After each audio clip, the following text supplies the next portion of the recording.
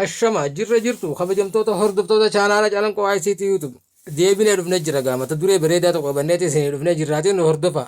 Inninis WhatsAppidha. WhatsApp irratti yeroo nama wajjin haasoftu iccitii kee eeggachuudhaaf akka namni sagalee ati ergiteef viidiyoo ati ergiteef suuraalee ati ergiteef suuraa ta'e ergiteefis nama biraa ergiteefis gabbuusee nama biraatiif erguu hin dandeenye akka gaalaarii isaa keessatti illee gadi hin buuneef jechuudha. Akka nama biraatiif erguu hin dandeenyetti share godhuu kan dandeenye, copy godhuu kan dandeenye, download godhuu kan dandeenye akkasitti akkatti ergitu jechuudha. Iccitii ta'e egaa nama wajjin akkatti haasoftu WhatsAppidhatti si barsiisuu dhufe jechuudha. WhatsAppiin gaa iccitii namaa eeguudhaan kan beekame yoo ta'u haalli ittiin iccitii fi eeggatan ni jira. Amma WhatsApp seenaa jechuudha. Amma gaa yeroo tokko malee jechuudha. Nama saniif tunammaan tan haalaan itti amma duratti nama sanii wajjin ittiin nama biraati wajjin ittiin haasa'e waan ta'eef akkanatti jira. Amma gaa sagalee namaa ergita. Footoo namaa ergita. Akkasumatti immas waan adda addaa viidiyoo ergita. Waan san namni akka gadi buusee nama biraatiif erguu hin dandeenyetti jechuudha. Iccitii ta'e akka eeggattutti jechuudha. Iccitii ta'e eeggachaa WhatsAppidhaan akkaataatti haasoftu kana si barsiisuudhaaf. Hayyee suuraa takka ergina haa jennummaan tana. Suuraa takka gaalaarii seenneeti ergina nama kanaaf hin ergaa jechuudha amma. Suuraa tana namaaf ergaa jechuudha. Suuraan tunis kuno akkana gaammaan tana akkanatti suuraa tana erguu deema namaaf. Nama kanaaf yeroon suuraa tana erge namni huni gadi buusuu hin danda'u. Yeroo tokko qofa laala.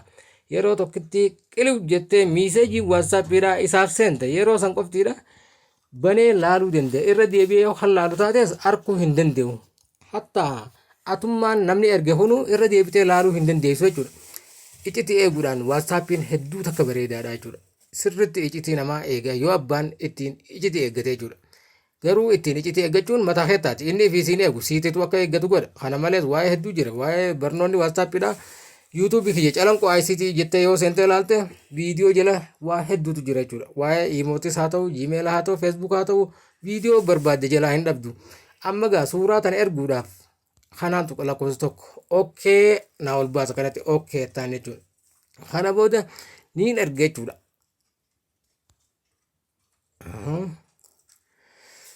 Amma gaa ergee jira gara WhatsApp sanii deemna ammas WhatsApp matii jirrattiin achi ergee jira waan ta'eef asumaan isin agarsiisa jechuudha. Waan qabatamaati dhibbarraa dhibbatti waan nama gammachiisaati. Hedduu settingii haaree WhatsAppidhaa kan dhufe jechuudha. Amma kanattuu ita kunoo akkanatti ol baasee jira jechuudha.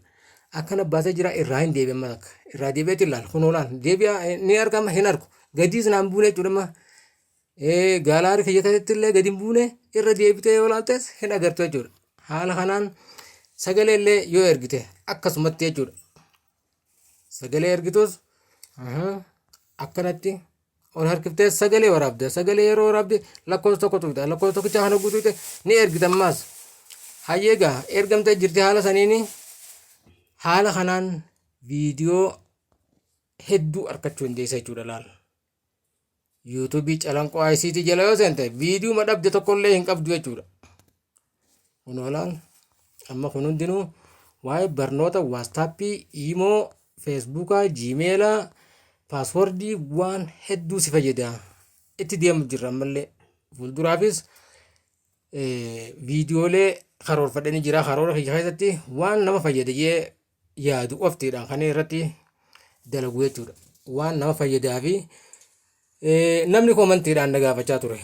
Wantoota koomantiidhaan namni na dhiyeessee fi wantoota sammuu tiyya keessa dhufe jechuudha. Wanta kun nama ni fayyadaa jee waan tiyya itti gammadu nama barsiisuudhaaf qopheeffadhee viidiyoo kan hin dalagu jechuudha. Mata duree biraatiin hanga walitti deebinutti horaa bulaa deebanaan isiniin jaa. Akkasitti gaa turtiin wajjin turtaniif galatoomaa isiniin jechaa subscribe godhuun immoo hin dagatin subscribe gootu malee biran kutin subscribe godhuun kun hedduu takka namatti ulfaata maaliif akka ta'e hin beeknen simmiidhu bilaashi garuu immoo subscribe naa goonaan sagalee bilbilaa tu'inaan wanni ani gadi lakkisu sirriitti si geessee jechuudha. Kallattii yeroo sanitti jechuudha si geessee jechuudha. Garuu anaaf ammoo faayidaa ni qabdi si immoo hin miitu. Si fayyaddi malee. Kanaaf subscribe godhuu hin dagatinii. Haala kanaatiin gaa WhatsApp irratti nama wajjin iccitii ta'e eeggachaa haasa'uun dirqama sirratti iccitiidhaan haasa'i waan haasa'itu akka gadi namni buufatee suuraa teefaatti ergite namni suuraa yeroo namaa ergite suuraa san namni gabbuusa ammalaan anummaanuu waan ergisan laa tanaatu erge jechuudha amma isii tana tanii amma reefu ergi meelaal anummaanuu banee seenuu hin danda'u jechuudha haala kanaan iccitii si eeggatti waan hojii turtaniif galatoomaa isinii jecha horaa bulaa deemanaadha sabskiraayib godhuu hin dagatiin obboleessa kiyya obboleettiiti.